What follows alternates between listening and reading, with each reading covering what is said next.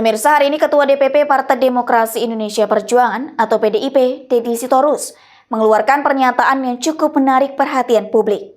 Ia menyarankan agar Presiden Prabowo Subianto mengungkap sosok yang disebutnya sebagai raja kecil yang diduga melawan kebijakan efisiensi anggaran yang diterapkan oleh pemerintah.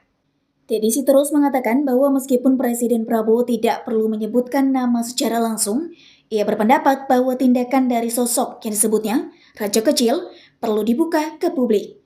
Menurutnya langkah tersebut penting untuk menjelaskan kepada masyarakat mengenai pihak-pihak yang menimbulkan masalah terkait kebijakan efisiensi anggaran tersebut.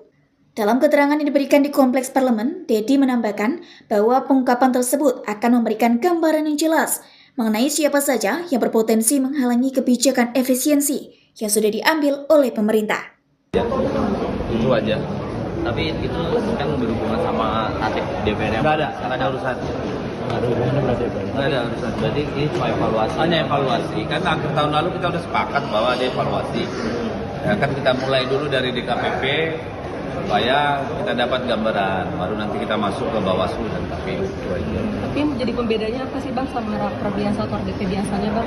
Ya kan banyak hal-hal yang bersifat putusan-putusan yang nggak mungkin dibuka ke umum kan. Alasannya ini kan menyangkut etik. Ya. Contohnya kayak evaluasi. Ya kalau contohnya gue udah ngomong, lu juga. Etik personal dari Semua, bukan dong dari penyelenggara pemilu. Ya termasuk mereka dalam memutus itu apakah memang sudah objektif segala macam kira-kira.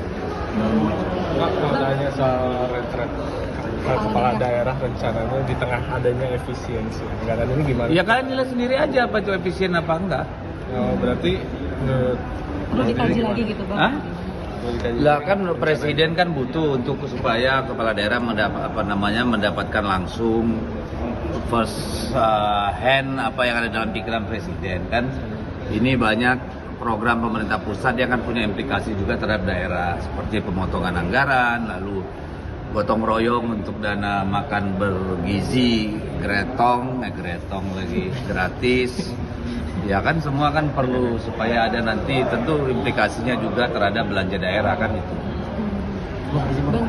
tanggapan dari pidato presiden terkait dengan adanya raja-raja kecil di Ya gimana gue mau nanggapin, gue nggak punya intelijen kan ya presiden aja harusnya tidak langsung sebut aja. Kalau menurut saya raja kecil tuh nggak usah pun nama orang, tapi kira-kira tindakannya apa, gitu ya, implikasinya apa, kenapa perlu presiden harus secara publik menyampaikan itu, kan harusnya problem begitu diselesaikan, bukan disampaikan ke publik, kan seperti itu kalau saya sih. Jadi mengundang pertanyaan jadinya bahwa seperti ini. Ya udah pastilah kalau aja nanya gimana sih. Bang, satu lagi Bang, politik Apa? kemarin Pak SBY berpesan bahwa di negara ini jangan sampai ada matahari kembar. Wah itu pesan yang baik.